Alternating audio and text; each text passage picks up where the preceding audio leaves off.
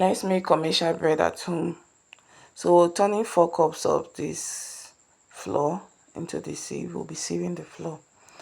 This is me sieving it, sieve.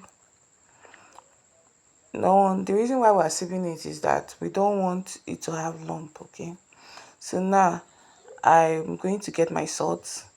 The salt, I'll be adding about half spoon of salt just to taste. Then after that, I'll be adding 7 spoons of sugar into that cup. You can count it just in case. Okay, then followed by 1 spoon of yeast. Then improver 1 spoon. So I'll be adding water to that sugar and yeast. Then I'll turn it to make sure it dissolves. I remove some flour so that, because I'll be using it to knead the flour dough. I'll be using it to spread on my pan, my baking pan for baking. I'll sprinkle some on the bread dough. Add 4 cover cup of oil. So I'm mixing the dry ingredients together.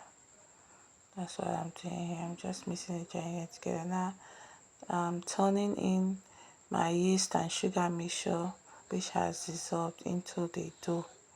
Then I will keep kneading. After some time, I will add some water into the cup just to make sure everything goes out, and continue kneading so that I can also get the correct consistency or texture of the bread dough. So I've added another water. So it's not up to it's just like almost 2 cups of water of that cup. So this I'm going to be kneading it now.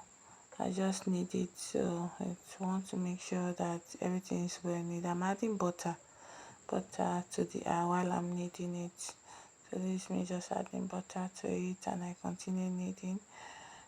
Be careful not to add too much butter unless you want. Anyway, you can add as much butter as you want. If you want your bread to be very soft, butter makes that possible. Okay, butter can make your bread to be very soft and fresh. So if you want to add more butter, it's good. Okay, but too much butter will make the bread very too soft. But if you are someone that likes soft bread, it's okay. So just adding butter to it, and I continue kneading.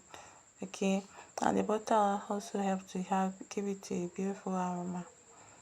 Okay, so now we are moving to another stage. Sorry, I had to do that.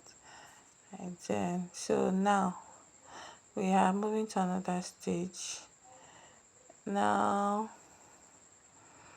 in this stage we are going to be kneading our dough. We're adding butter. We're still going to be rolling it out. Sorry, we're rolling it out so it's smoothing out. Keep rolling until it's smooth. Just keep rolling the smooth rolling. Flip over and roll. Okay, see me, I'm going to the side. I'm just rolling. I want it to be smooth so that my bread will come out smooth and nice. So I'll be cutting it with a knife. Put it aside. Go again. Roll like 2 times. Use a knife. Cut it aside. Set it aside. Cut. Roll again. And that's the last one. Then we're cutting into smaller pieces, which we will be rolling out to be flat, and then getting our shape for our bread. Okay, so I'm gonna roll with the rolling pin. Roll. Put them together. Roll. Okay, roll. Now we're putting them together. Okay, so I'm going to roll it again. Okay, roll it again, and I'll put them together by the edge. Okay, so roll and just bring the 2 edges together. Press it with our hands. So we're rolling, put the 2 edges together. You might want to slow down the video if you know you can't get it. Okay, but that's just it. We just roll it flat and close the edges. Roll it flat, close the edges.